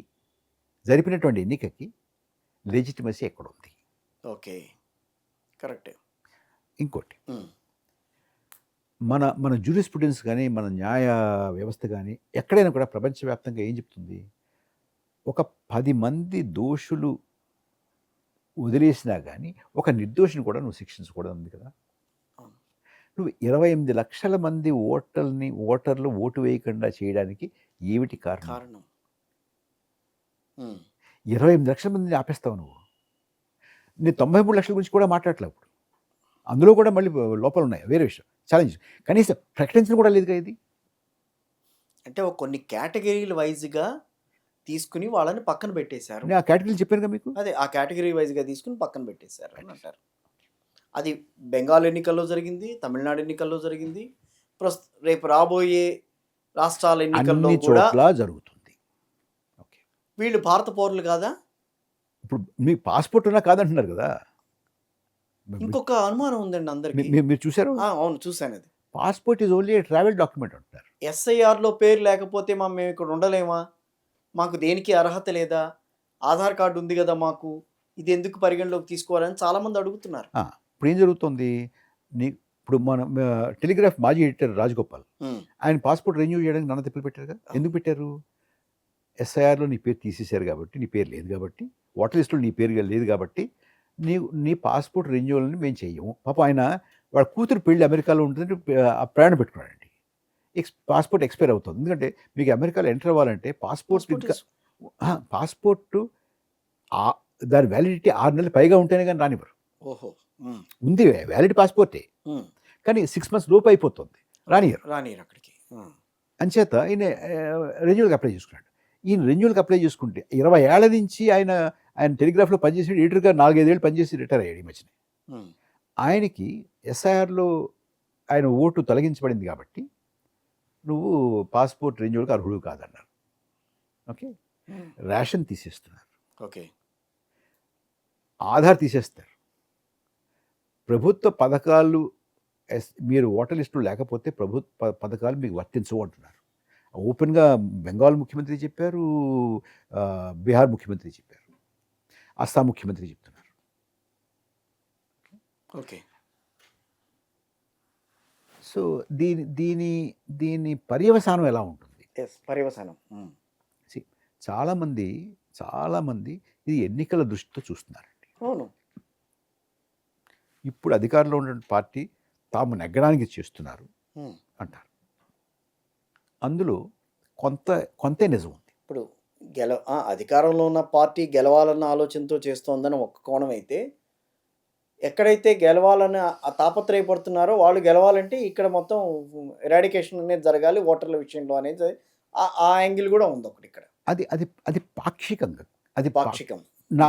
నా ఉద్దేశంలో అది ఓకే.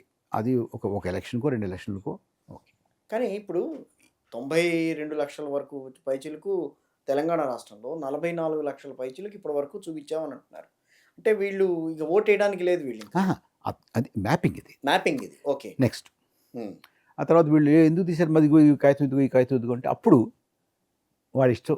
నువ్వు నాకు ఇష్టం ఉంటే నేను ఒప్పుకుంటాను, ఇష్టం లేకపోతే ఒప్పుకోను. అవును. మీరు చెప్పిన దాన్ని బట్టి దాదాపు 80 లక్షల మందిని ఎంతమందిని చేస్తే 1000 మందిని మాత్రమే మీరు అర్హులని చెప్పని అన్నారు కదా. మరి ఆల్మోస్ట్ ఇంకా తీసేసినట్టే వీళ్ళందరినీ కదా. తీసేయాలని కూడా తీసేయచ్చు. ఇప్పుడు అలా గాలిలో ఉంది, ఇప్పుడు తీయాలని కూడా తీయచ్చు. అంటే మీ ఓటు హక్కు రాజ్యాంగం మీకు ఇచ్చింది. అది నేను నా ఇష్టాల మీద ఉంచనా అనేది నేను ఆ అధికారాన్ని తీసుకున్నాను. నువ్వు ఆ అధికారం తీసుకునే హక్కు లేదు. కాన్స్టిట్యూషన్లో ఎక్కడ లేదు అది అట్లాంటిది. ఎలా లేదు, అదే అంటున్నాను. ఇదొకటి. సో దీని పర్యవసానం ఇంకొక అస్సాం గురించి కూడా చెప్పాలి. రైట్. చెప్పిన తర్వాత మీకు పర్యవసానం పెడతాను. ఈ దేశంలోకి బంగ్లాదేశీయులు చొరబడి స్థిర నివాసం ఏర్పరచుకుని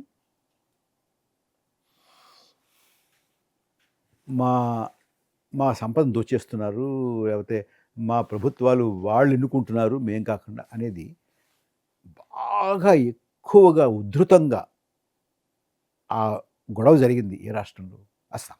అస్సాం. అవునా? అవును. అల్లర్లు కూడా జరిగింది అదే కదా. అల్లర్లు కాదు కిషోర్ ఉమ్, గారు, యూనివర్సిటీ హాస్టల్ నుంచి అవును. సరాసరి ఎమ్మెల్యేలు మంత్రులైపోయారు కదా! అవును. ప్రఫుల్ కుమార్ మొహంతా వాళ్ళంతా అవును. ముఖ్యమంత్రులయ్యారు. ముఖ్యమంత్రులు అయ్యారు. అసలు ఈ దేశంలో ఎక్కడైనా స్పెషల్ ఇంటెన్సివ్ రివ్యూ నిజంగా జరగాలంటే ఎక్కడ ఉమ్, జరగాలి? అస్సాంలో జరగాలి. అస్సాంలో జరగాలి. అస్సాంలో మీరు ఎస్ఐఆర్ ఎందుకు చేయలేదు? అస్సాంలో మీరు ఏం చేశారు? ఎస్ఆర్ చేశారు. స్పెషల్ రివిజన్ చేశారు. ఎవరిని నాట్ ఇంటెన్సివ్. Not intensive. ఎవరిని డాక్యుమెంట్ అడగల. మీరే ఎన్నికల సంఘమే ఇంటింటికి వెళ్ళి రాసుకుని, ఒకవేళ కొత్తగా ఎవరన్నా 18 ఏళ్ళు నిండితే వాళ్ళకి అక్కడే మీరు ఫారం ఇచ్చి, ఆ ఫారం వాళ్ళకి చేయకపోతే మీరే ఫిల్ చేసి తీసుకొచ్చి పెట్టుకున్నారు కదా! ఎస్ఆర్ చేశారు కదా! అక్కడ ఎందుకు ఎస్ఆర్ చేశారు? ఇక్కడ ఎందుకు ఎస్ఐఆర్ చేస్తున్నారు? ఆంధ్రప్రదేశ్లో ఉన్నారా మీకు చొరబాటుదారులు? లేరు. లేదు కదా! మనకేమైనా బార్డర్ ఉందా? లేదు కదా! లేదు కదా. మరి తెలంగాణలో ఉందా? లేదు. కర్ణాటకలో ఉందా? ఉహు. మధ్యప్రదేశ్లో ఉందా? ఎక్కడుంది? ఎందుకు చేసి అక్కడ ఎందుకు చేశారు? ఇక్కడ ఎందుకు ఇక్కడ ఎందుకు చేయలేదు? చేస్తున్నారు? ఎందుకంటే ఉమ్, మీకు ఆ అస్సాం ఉద్యమం అప్పుడు ఉమ్, ఎన్ఆర్సీ పెట్టారు అక్కడ. అవును. NRC national register of register citizens. Citizens. అవును. అందులో పత్రాలను పరిశీలించడానికి న్యాయమూర్తులతోటి కొన్ని ట్రిబ్యునల్స్ ఏర్పాటు చేశారు. ఓకే. ఏర్పాటు చేసిన తర్వాత 19 లక్షల మందిని డౌట్ఫుల్ కేటగిరీ, డి కేటగిరీ అంటారు. 19 lakhs 19 లక్షలు డి కేటగిరీ. డి కేటగిరీ పెట్టారు. వాళ్ళు ఓటు హక్కు వినియోగించుకోవచ్చు, కానీ డౌట్ఫుల్ వాళ్ళ. డౌట్ఫుల్. ఆ తర్వాత ఏదైనా డిస్ప్యూట్ వస్తే వీళ్ళని డౌట్ఫుల్గా చూస్తారు. ఓకే. అంటే వీళ్ళ దగ్గర పత్రాలు ఇంకా సరిగా లేవు అన్నట్టు. ఉమ్, ఎలక్షన్ కమిషన్ ఒకవేళ ఎస్ఐఆర్ మీద నిజంగా ఇది చొరబాటుదారులను ఏరడానికి, డూప్లికేట్లు ఏరడానికి, చనిపోయిన వాళ్ళని ఏరడానికి, విడిపోయిన వాళ్ళని ఏరడానికి చేస్తే గనక ఎస్ఐఆర్ అస్సాంలో పెట్టాలి. అంతే. పెట్టలేదు. పెట్టకపోగా ఎస్ఆర్ చేశారు. అక్కడ తొలగించబడినటువంటి పేర్ల సంఖ్య 3 లక్షలు. మిగతా చోట్ల చెప్పాంగా 97, 93, 2,83, 77, 44, 45, 24 చేశాం. క్లారిటీ వచ్చేసింది. అక్కడ 3 లక్షలు. ఎందుకు 3 లక్షలు. ఎందుకు 3 లక్షలు అంటే చెప్తాను. 3 లక్షలు రావడం పెద్ద విశేషం కాదు. అవును. బదిలీ అయిపోయిన వాళ్ళు, అక్కడ వదిలేసి వెళ్ళిపోయిన వాళ్ళు, చనిపోయిన వాళ్ళు ఉండొచ్చు. అక్కడ జనాభా బట్టి చేశారు 3 లక్షలు. దానికి తమిళనాడుకి ఎంత తేడా ఉందండి? అవును. పాయింట్ అది కాదు. అయితే అక్కడ ఎన్ఆర్సీ జరిగిన తర్వాత చెప్పారు 19 లక్షలు తేలారు కదా. 19 లక్షల మంది తీయాలిగా మరి. ఎస్.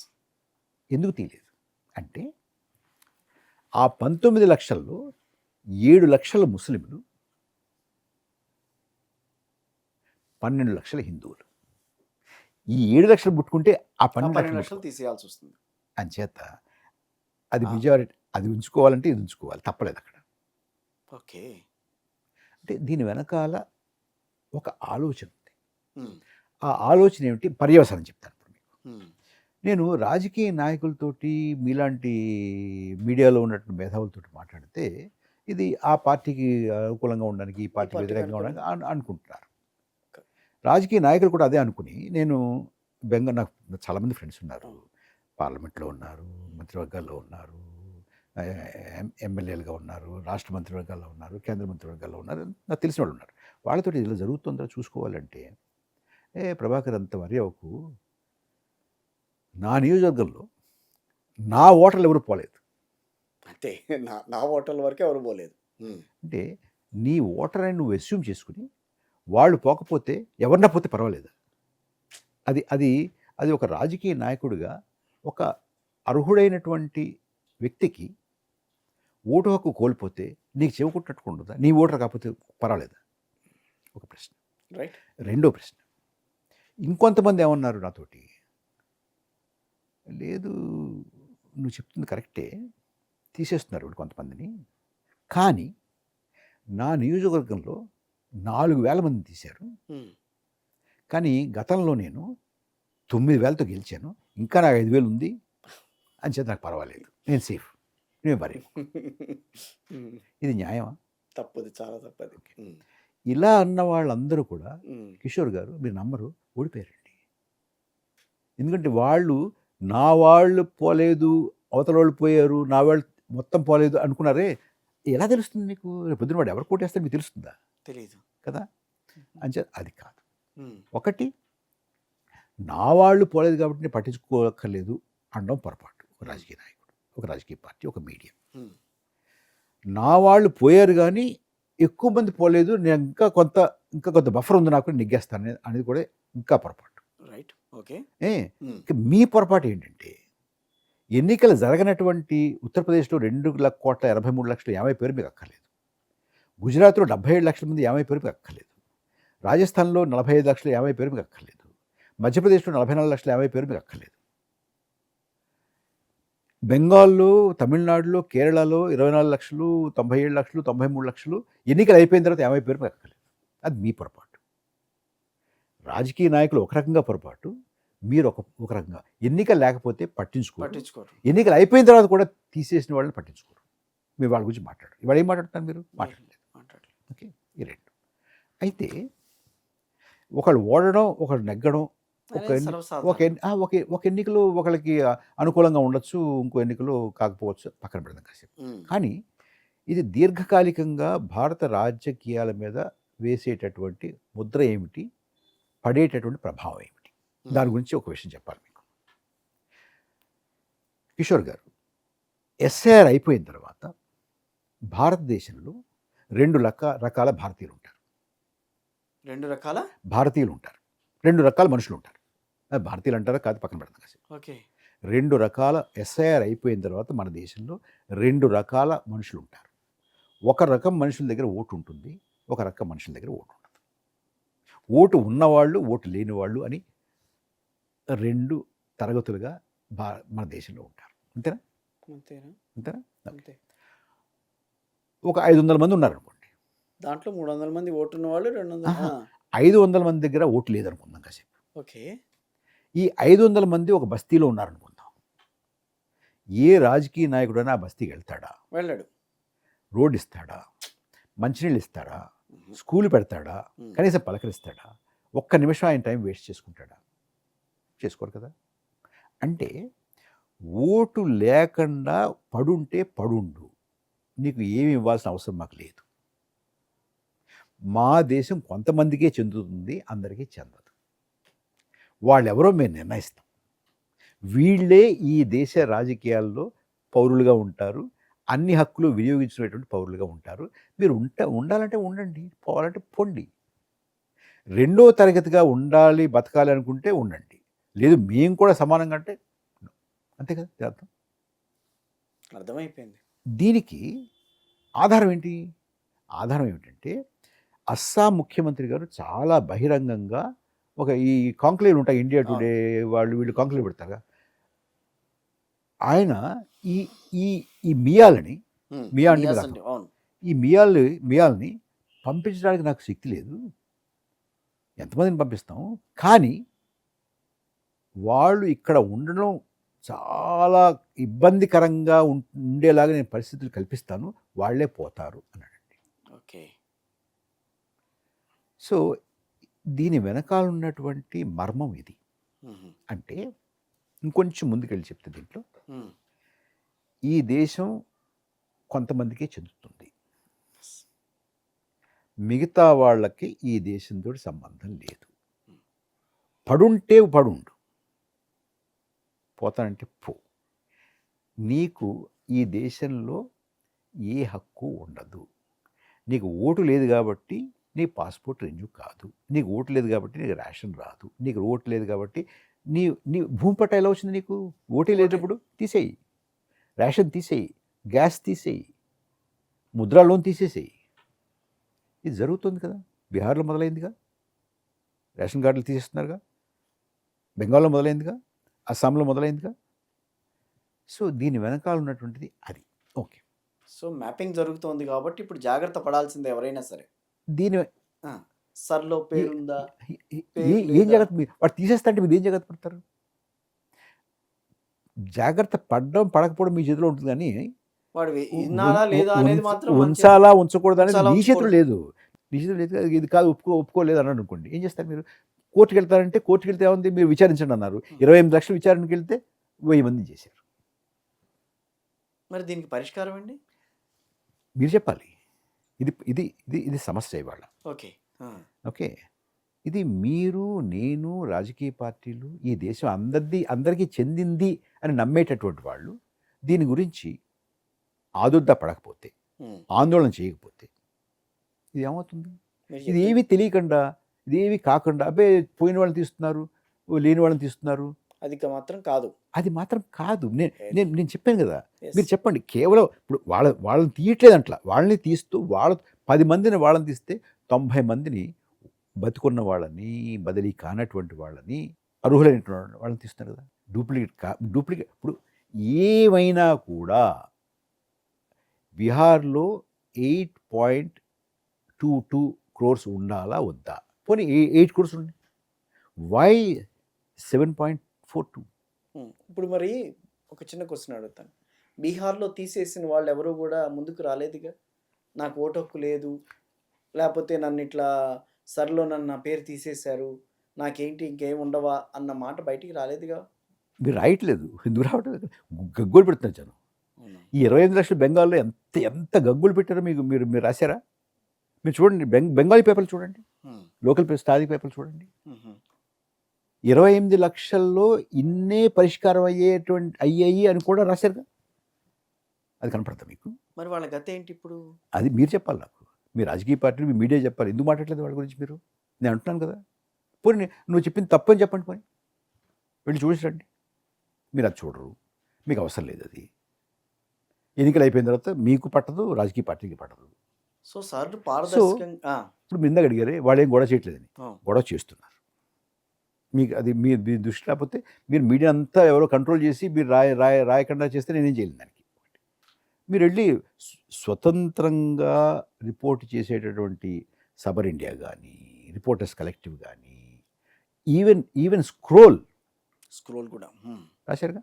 మీరు పట్టించుకోరా? మీకు times of India, Hindustan times, లేకపోతే ఇంకోళ్ళు నవభారత్ టైమ్స్ రాయకపోతే ఇంక లేదా? ఇండియన్ ఎక్స్‌ప్రెస్ రాయకపోతే ఇంక అసలు ప్రపంచం జరగట్లేదా? అంటే మీకు ప్రపంచంలో ఏం జరుగుతోందంటే ఈ పేపర్‌లో వచ్చే ఆర్‌పీజీలో ఉన్నదే జరుగుతుందా? కాదు కదా! కాదు కదా! బియాండ్ దట్ జరుగుతూ ఉంటాయి. జరుగుతుంది కదా! హ్మ్. సో మీరు ఇది రాయట్లేదు. ఇంకొక ఉదాహరణ చెప్తాను మీకు. ఇప్పుడు మీరు గబుక్కుని లేచి నన్ను కొట్టారండి. నేను కెవ్వుమని అరవలేదు. నేను కొట్టినట్టా? నేను కొట్టినట్టని నేను భావిస్తా. చూసిన వాళ్ళు కూడా చూసిన వాళ్ళు కొట్టారని భావిస్తారు. నేను అరవలేదు కాబట్టి కొట్టలేదంటే ఎలా కుదురుతుంది? అలా కుదరదుగా. కదా! మీరేమంటారు? వాళ్ళేం గొడవ చేయట్లేదు కదా అంటే, గొడవ చేయకపోతే కొట్టినట్ట, గొడవ చేయకపోతే తీనట్ట. అట్నుంచి ఇటొచ్చారు.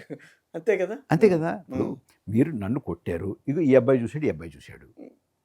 నేను కుయ్యమనలేదు. అక్కడున్న వాళ్ళు మరి కుయ్యమనలేదు కదండీ పరకాల అన్నారనుకోండి. కొట్టినట్ట మీరు? లేదా కొట్టినట్టే. సో మీరు రాయకపోతే లేనట్టు, నేను కురియో మురో అనకపోతే లేనట్టు కాదు కదా! రైట్. అందుచేత కిషోర్ గారు ఇది చాలా లోతైన ప్రాజెక్ట్.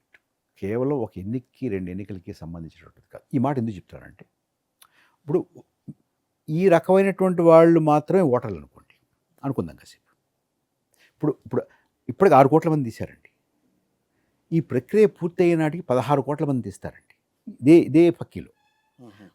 కిషోర్ గారు 16 కోట్లంటే ప్రపంచంలో ఉన్నటువంటి దేశాలలో 80% దేశాల జనాభా 16 కోట్లు, అంతకన్నా తక్కువ ఒక్కొక్క దేశానికి. అంటే 16 కోట్ల మందిని ఓటర్లుగా తొలగించారంటే కొన్ని దేశాలని ఈ దేశంలో తీసి అవతల పడేయడమే కదా! అంతే. ఈ రాజకీయ సమాజం నుంచి బయటపడేయటం. దాని అర్థం ఏంటి? దాని అర్థం ఏంటంటే వీళ్ళే ఓటర్లుగా ఉంటారు.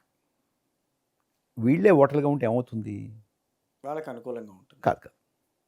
పక్కన పెడదాం కాసేపు. ఒక పార్టీ తీసుకురాకండి ఇక్కడ. వీళ్ళే ఓటర్లుగా ఉంటే ఏ పార్టీ అయినా వీళ్ళతోనే మాట్లాడాలి. వీళ్ళ అభిప్రాయాలనే పరిగణలోకి తీసుకోవాలి. వీళ్ళ ఆకాంక్షలనే పరిగణలోకి తీసుకోవాలి. వీళ్ళ డిమాండ్లనే పరిగణలోకి తీసుకోవాలి.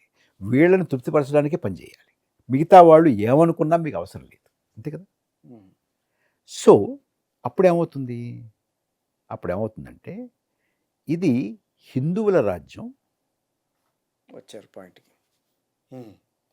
హిందువులే ఓటర్లుగా ఉంటారు. మిగతా వాళ్ళు మరీ పూర్తిగా తీసేయకుండా కొంతమంది ఉంచుతాము ఓకే చూపించడానికి, మాకు మాకు కూడా ఉన్నారయ్యా, వాళ్ళు ఉన్నారు, వీళ్ళు అంటారు. కానీ వాళ్ళు ఈ రాజ్యాధికారాన్ని ఎవరు చేపట్టాలి అనేది నిర్ణయించేటటువంటి శక్తి, సంఖ్య ఉండదు వాళ్ళకి. కొంతమంది ఓకే అలా పెట్టుంచుతాం షోగా అనేటటువంటి దారిలో వెళ్తుంటే అప్పుడు ఏమవుతుంది, ఉ- ఏ రాజకీయ పార్టీ అయినా వీళ్ళతోనే మాట్లాడాలి, అంతే. వీళ్ళ గురించే మాట్లాడాలి, వీళ్ళ ప్రాధాన్యతల గురించే మాట్లాడాలి. అప్పుడు ఏమవుతుంది, ప్రతి రాజకీయ పార్టీ ఇవాళ బీజేపీ ఎలా ఉందో అలాగే ప్రవర్తించాల్సి వస్తుంది.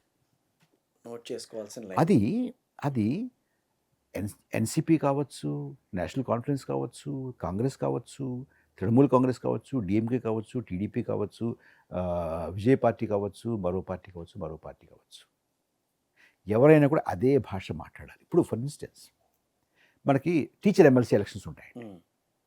మీరు ఇలాంటి వాళ్ళు నలుగురు పోటీ చేస్తారు. ఎవరి గురించి మాట్లాడతారు మీరు? టీచర్ల గురించి మాట్లాడతారు. టీచర్ల గురించి మాట్లాడతాం. వాళ్ళే ఓటర్లు కాబట్టి అవును. వాళ్ళ కోరికలు, వాళ్ళ డిమాండ్లు, వాళ్ళ ఆకాంక్షలు, దాని గురించి కదా మాట్లాడేది. అంతే. ఇంకొకరి గురించి మాట్లాడాలి ఎందుకు? వాళ్ళే ఓటర్లు కాబట్టి. అవును.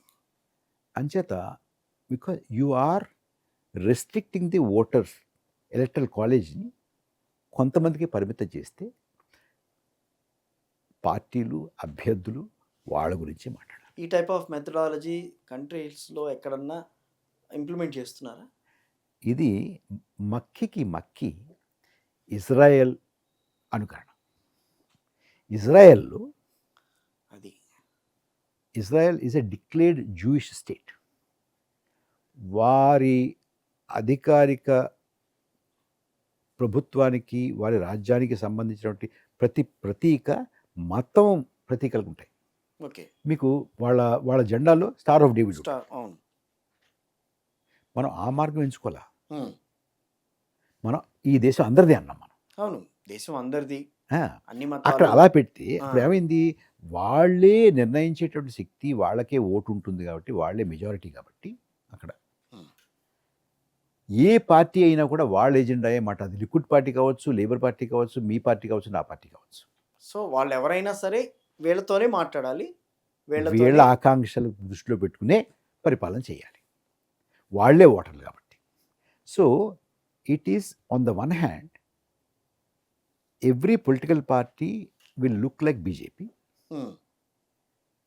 And the entire political society will look like Israeli political society. వాళ్ళు జూయిష్ రాజ్యం, మాది హిందూ రాజ్యం. హిందువుల్లో అందరూ ఉంటా అనుకోకండి, తర్వాత ఇప్పుడు బాగానే ఉంటాం అందరికీ. తర్వాత సవర్ణ, ఉమ్. పెద్ద కులాల వాళ్ళే, అంతే. అవును, మళ్ళీ మళ్ళీ దాంట్లో సవరణలు వస్తాయి. అంతే కదా. ఇప్పుడు మీరు చాలామంది వాళ్ళ మరి దేవాలయాలు గవర్నమెంట్ ఏంటండి, మేము నడుపుకోవాలంటున్నారు కదా. మరి మరి అయోధ్యలో ఏం జరుగుతుంది? మీరు నడుపుకుంటుంటే కొట్టేస్తున్నారు కదా, హుండీలో తీసేస్తున్నారు. తీసేశారు కదా. మరి అదే కావాల్సింది.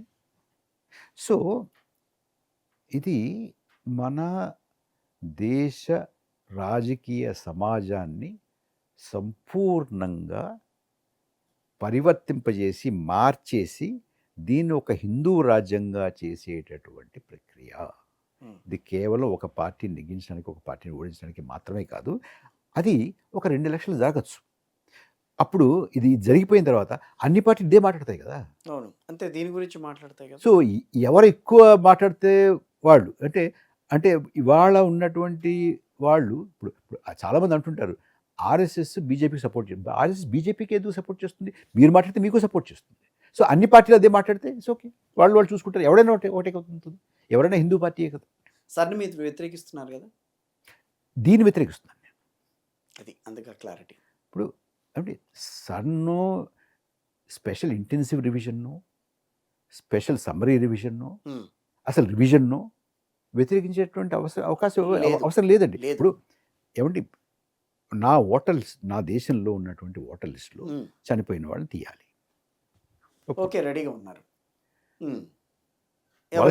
వలస వెళ్ళిపోయినటువంటి వాళ్ళని తీయాలి, డూప్లికేట్లు సరిచేయాలి. విదేశీయులు ఎవరన్నా ఇక్కడ ఉంటే, వలస వచ్చిన వాళ్ళు ఎవరైనా ఉంటే వాళ్ళని తీయాలి. ఈ పేరు మీద వీళ్ళని 10 మందిని తీస్తూ ఇంకో 90 మంది ఇక్కడ ఉన్నటువంటి వాళ్ళని అర్హుల్ని తీయడానికి నేను వ్యతిరేకం అండి. సో రాజకీయ పార్టీలకి, ప్రధానంగా ఉన్న ప్రాంతీయ పార్టీలకు కానీ వీటికి ఎక్కడ దీంట్లో ప్రాతినిధ్యం లేదు. వాళ్ళు పెద్దగా ఆలోచించాల్సిన అవసరం లేదని చెప్పగలరా గట్టిగా? లేదండి, అందరికీ ఉంటుంది. రైట్. అందరూ ఇప్పుడు అదే మాట ఇప్పుడు ఇదంతా అవ్వకుండానే మాట్లాడుతున్నారు కదా. అవును. ఒక పక్క క్వాంటం వాలీ అనేటువంటి నాయకులు హ్మ్. బాబా రామ్దేవ్తో కలిసి డాన్సులు చేస్తున్నారు కదా. అంటే ఆ రకంగా ఉంటేనే మనం మనగలుగుతాం అనేటువంటి తీర్మానానికి వచ్చారు వాళ్ళు మనసుల్లో. అది మనం మనం మనం చూడాల్సింది అది. ఇది ఎస్ఐఆర్ అయిపోయిన తర్వాత ఇంకా దారుణంగా ఉంటుంది. దీనికి అడ్డుకట్ట వేయడం కుదరదా? కుదురుతుంది. ఎందుకు కుదురుతుందండి? ఆపాలి దీన్ని. ఎలా? ప్రజా ఉద్యమం అవుతుంది. మళ్ళీ జంజీ లాంటి వాళ్ళు రావాలా? తప్పదు ఇంకా జంజీగా అన్ని ఎవరైనా సరే. అన్ని జనరేషన్లు రావాలండి. అన్ని జనరేషన్లు రావాలి. అన్ని జనరేషన్లు రావాలి. ఇప్పుడు మీరు రాజకీయ పార్టీలు వాడు పట్టించుకోవట్లేదు. చెప్పాను కదా మీకు. మీ మీడియా పట్టించుకోవట్లేదు. అంటే రాజకీయ పార్టీలు పట్టించుకోవట్లేదు అని చెప్పడానికి ఇక్కడ ఎలా ఉంది? రాజకీయ పార్టీలు అన్నీ మాట్లాడుతూనే ఉన్నాయి కదా, మా మా ఓట్లన్నీ తీసేస్తున్నారని చెప్పి వాళ్ళు మాట్లాడుతున్నారు. మా ఓట్లు తీయడం ఏంటి? అంటే అసలు ఎవరు ఓట్లు తీయకూడదు. ఎవరు ఓకే. ఇప్పుడు నేను ఇందాక చెప్పాను కదా మీకు. అదే మీరు చెప్పారు దాని గురించి. రాజకీయ పార్టీలు నాకు చెప్పండి. రాజకీయ పార్టీలు మొన్నటి వరకు గొడవ చేసినటువంటి పార్టీలు బీహార్లో కానీ, బెంగాల్లో కానీ, తమిళనాడులో కానీ ఎన్నికలు అయిపోయిన తర్వాత తొలగించినటువంటి వాళ్ళ గురించి మాట్లాడారా? మాట్లాడలా. మరి మాట్లాడుతారంటారు మీరు. అంటే ఇప్పుడు జరుగుతున్న ప్రాసెస్ గురించి మాట్లాడుతున్నారు. కాదుగా. మన తెలుగు రాష్ట్రాల్లో మాట్లాడుతున్నారు. కాదండి, నేను అయిపోయిన తర్వాత మాట్లాడతారా? చూడండి. మాట్లాడరేమో. మరి మీకు బెంగాల్లో ఉంది కదా, బెంగాల్లో ఉంది, అస్సాంలో ఉంది, బీహార్లో ఉంది, తమిళనాడులో ఉంది. మీకు ఉన్నాయి, ప్రత్యక్షంగా ఉన్నాయి కదా. మీడియా మాట్లాడుతుందా? లేదు. పార్టీలు మాట్లాడుతున్నాయా? మరి సో అంటారేంటి మరి మీరు మళ్ళీ మీరు ఇప్పుడే అవరని? సరే అయితే ఓకే చెప్పండి. మాట్లాడుతున్నారంటే నేను పర్వాలేదు అనుకుంటాను. మాట్లాడినట్టు కనపట్లేదు నాకు. ఎన్నికలు అయిపోయే వరకు మాట్లాడుతున్నారండి. ఎన్నికలు అయిన తర్వాత అంటారు. రెండు విషయాలు అందులో. ఎన్నికలు అయిన తర్వాత మాట్లాడట్లేదు, ఎన్నికలు కాని చోట కూడా మాట్లాడట్లేదు. అది కరెక్ట్. ఇప్పుడు 2,83,00,000 అంటే తక్కువ చిన్నదండి. కొన్ని దేశాల కన్నా పెద్దండి ఆ సంఖ్య. How can you leave them? అలా అని 140 కోట్ల జనాభా ఉన్న దేశాన్ని అదే రకంగా మనం ముందుకు తీసుకెళ్తూ వెళ్లాల్సిందేనా? ఆ జనాభాని అట్లా మనం పెంచుకుంటూ వెళ్లాల్సిందేనా? ఇప్పుడు అది వేరే విషయం కదా. అది కరెక్టేలేండి. పాయింట్ అది కాదు. ఇక్కడ ఉన్నవాడికి ఓటిస్తున్నావా లేదా? అది ఎంతమంది ఉన్నారు, నువ్వు నియంత్రించుకుంటే నియంత్రించుకో, అంతేగా. ఓటు తీస్తావేంటి? ప్రజాస్వామ్య దేశంలో ఓటు అనేది చాలా కీలకం కదా. ఇప్పుడు మనకి వయోజన ఓటర్లు ఓటు హక్కు యూనివర్సల్ ఐడెంటిటీ ఫ్రాంచైజ్. నేను ఇందాక చెప్పాను మీకు. మీ కులంతో కానీ, మతంతో కానీ, ప్రాంతంతో కానీ, భాషతో కానీ, మీ డిగ్రీతో కానీ, మీ పన్నుతో కానీ, మీ ఆస్తితో కానీ, మీ పొలంతో కానీ సంబంధం లేదు కదా. మీకు కాలు చెయ్యి విరిగితే ఓటు ఇవ్వడానికి లేదుగా. లేదు. మీరు హిందీ మాట్లాడలేదు కాబట్టి ఓటు ఇవ్వడానికి అనడానికి లేదుగా. మీరు నా కులం కాకపోతే ఓటు లేదు అనడానికి లేదుగా. నా మతం కాకపోతే ఓటు ఇవ్వడానికి లేదా, నీ సంగీతం రాకపోతే ఓటు ఇవ్వడానికి లేదుగా. ఇవేం తెలియవా రాజకీయ పార్టీలకి? అడగండి వాళ్ళని. నన్ను అడుగుతారేంటి? వాళ్ళు చెప్పాలి. ఇలాంటి వాళ్ళే బయటకు వస్తున్నారు తప్పించి రాజకీయ పార్టీలు ఎక్కడా కూడా వీటి మీద పెద్దగా మాట్లాడుతున్నావా ఇదైతే లేదు కదా. అందుకని అంటున్నాను. మీడియా మాట్లాడుతుంది. పోనీ మీరు ఇప్పుడు వాళ్ళకన్నా మీరు చదువుకున్న వాళ్ళే కదా. మీరు మాట్లాడండి. మీరు మాట్లాడలేదే ఏంటి? రాజకీయ పార్టీలు మాట్లాడితే మీడియా కూడా మాట్లాడుతుంది. అంటే రాజకీయ పార్టీలు మాట్లాడకపోతే మీడియా మాట్లాడరు అట్లా అని కాదు కదా. దాంట్లో మీకు ఎంతవరకు బాధ్యత ఉందో?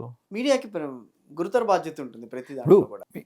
మన రాజ్య వ్యవస్థలో 4 స్తంభాలు కదా. Fourth estate. మరి ఏం చేస్తున్నారు మీరు?